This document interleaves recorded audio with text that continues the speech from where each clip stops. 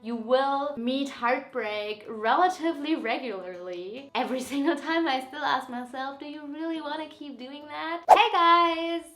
Today's video is about grieving the loss of your guinea pigs. Because this is such a serious topic, I've decided to bring out my pygma sweater to at least lighten up the mood a little bit. So if you've been watching my videos for a while, you know that we've lost countless of guinea pigs over the past couple of years. We deal with loss pretty frequently, unfortunately, because having a large group of guinea pigs just means that you will go through periods where you will say goodbye to a lot of guinea pigs, and then you will have some periods of calm where you can just enjoy your guinea pigs. Let's start with, I think, one of the first things that I always read, and that is, does losing guinea pigs get easier?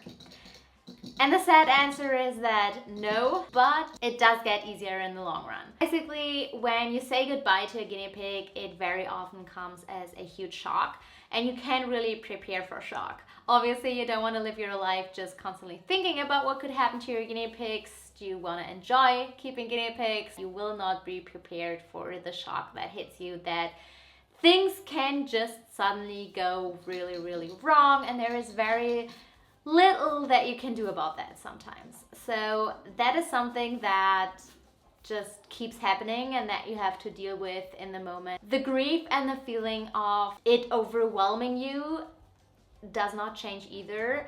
This is the same for every single guinea pig that we had to say goodbye to. It just hits you and it rolls over you in like this huge wave. What does get better is that while emotionally it still hits you, rationally you know that even though it feels like the grief will always be that strong, rationally you know that this is not true. Like, the more often you go through this process, the more your brain basically learns that things do get better and you will feel better and you are equipped to handle these emotions. Really hard while you're in the moment of it happening, but you will be able to go through this and you will be able to see photos of your old guinea pigs and you will be able to smile and remember all of the memories, and there might still be some uneasiness sometimes if you look at old pictures, especially if grief kind of got complicated, which I will touch on in a sec.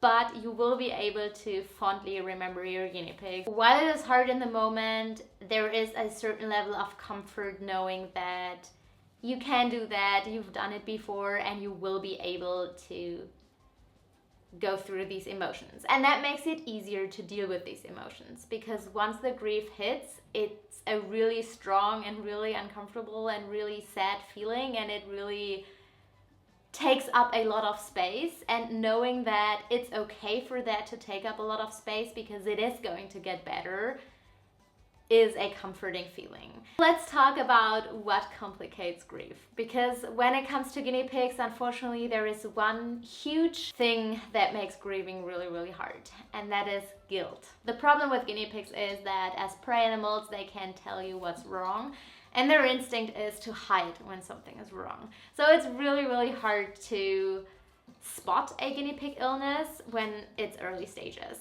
Spotting an illness really early gives you the highest chance of saving your guinea pigs. And at the end of the day, you carry that responsibility with you.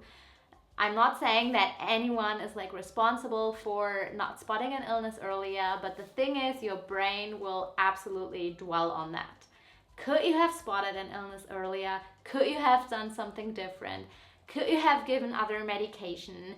Could you have researched more online? There are just so many questions that your brain can dwell on, and having the responsibility of taking care of a guinea pig and making sure they go to the vet on time is a really huge burden sometimes, because while we can do our best and while we can inform ourselves how to take care of guinea pigs and how to spot illnesses, you most likely will not catch every single illness in the beginning stages. That is just really unfortunate. Your guinea pigs will never be able to tell you if they're sick, and you sometimes you're just not well acquainted with certain illnesses. As someone who has worked theoretically their entire life, keeping guinea pigs is just really a practical job, and it's more illnesses that you treat when you keep guinea pigs, the more your brain just has this huge network of knowledge where you know the symptoms which could lead to certain illnesses. This learning process, while it does take place, it's slow, and it means that you will not always be able to spot a really rare illness in the beginning stages. Going through that with a guinea pig and then thinking, if I had done this sooner, if I had spotted this sooner, if I could have done something different, is something that really keeps grief alive, because you're basically blaming yourself, even though rationally you might know that it does not make sense. You did everything that you could, and you Googled everything, you took your guinea pig to the vet, but still your brain can easily trick you into dwelling on that. And if that makes you a better guinea pig owner at the end of the day, like if that leads to knowledge, meaning you can treat your other guinea pigs faster, then this can be a really good thing. But it can be really hard when it comes to grief. Unfortunately, that is the reality of keeping guinea pigs. I still have guinea pigs that we said goodbye to where I really have trouble letting go of, I should have done something different. Even though I know that in the moment I didn't know any better, and therefore I could not have done anything better. Talking about Maximus in this instant, he was diagnosed with bloat, and it turned out that the bloat was actually just a symptom of heart problems, which we found out too late in the process. We tried giving him medication, we tried saving him, but ultimately we were unable to do so because we were too late. And if we had caught his heart problems before he had developed bloat, or if we had diagnosed his bloat as just being a symptom of heart problems, we might have been able to rescue him. I'm not sure. If I had a guinea pig that had this now, would I be able to be more assertive at the vets? Would I be able to advocate for them better?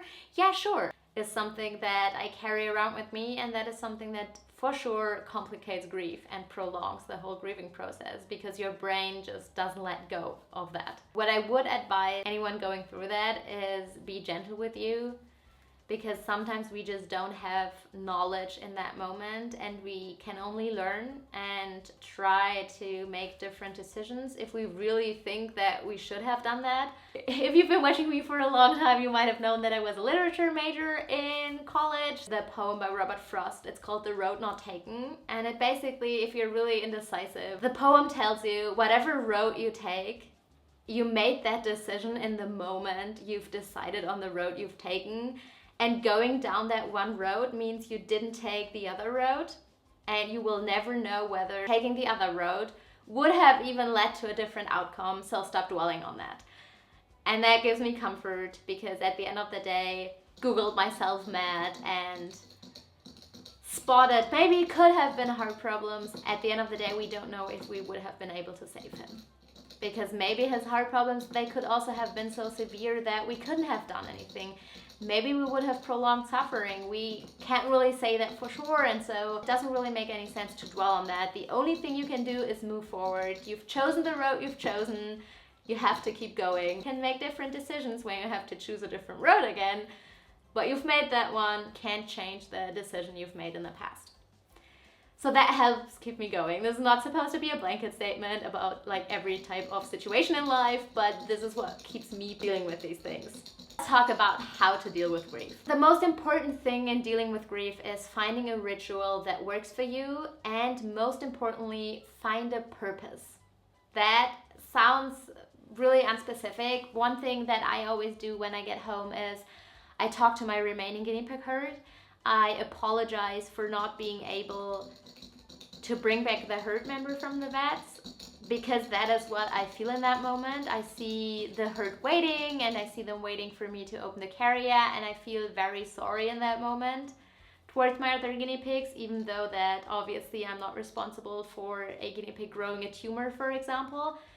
But I still apologize because I feel for them in that moment. Obviously they don't understand me, but The atmosphere is usually really somber, which means the guinea pigs just lie there and look at me, and I feel like it heals me. It helps me coming to terms with what's happened. And I spend the next couple of days just really sitting by the guinea pig cage, talking to them, and I usually give them extra veggies. And that is my ritual. It's not really elaborate. I know some people plant trees. You can also memorize your guinea pigs, like get a paw print. There are a lot of things that you can do. The purpose that I found is that when we say goodbye to a guinea pig, as hard as it is, since we rescue our guinea pigs, there are guinea pigs out there sitting in guinea pig rescues who are looking for their forever home, somewhere where they can be happy and have a nice herd life and get all the veggies that they ask for. Fitz would totally tell you that she's not getting all of the veggies that she asks for. There is a guinea pig that is waiting for their forever home, and one guinea pig is going to get that chance to find it with us.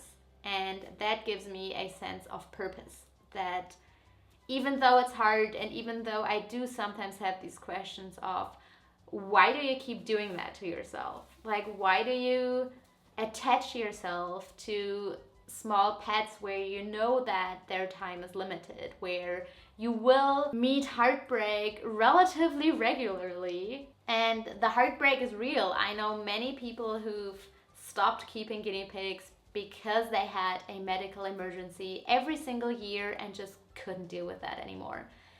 And I get that. That is a totally fair consequence. Saying, I can't do this anymore, I have to choose myself now, I'm gonna stop keeping guinea pigs. But the purpose of providing a forever home to a guinea pig in need is the purpose that I found in keeping guinea pigs, and this is what keeps me going. Every single time I still ask myself, do you really want to keep doing that? But after a couple of days, I always arrive at the same conclusion, which is there is a guinea pig that now gets a forever home, and that is a good thing. So you don't have to have that same purpose as I do. It's just, I think it helps to find one, to find a way to deal with the loss, finding something in the future that keeps you going. And that does help with grief. It empowers you to see there is a light at the end of the tunnel. And something that I'd always suggest is go home and look into these really cute and adorable faces of your guinea pigs, of your remaining guinea pigs, because that is what makes most guinea pig owners happy at the end of the day, right? That is the cutest thing ever. This is going to be it for today's video. I hope you found it helpful, and see you guys next time. Bye!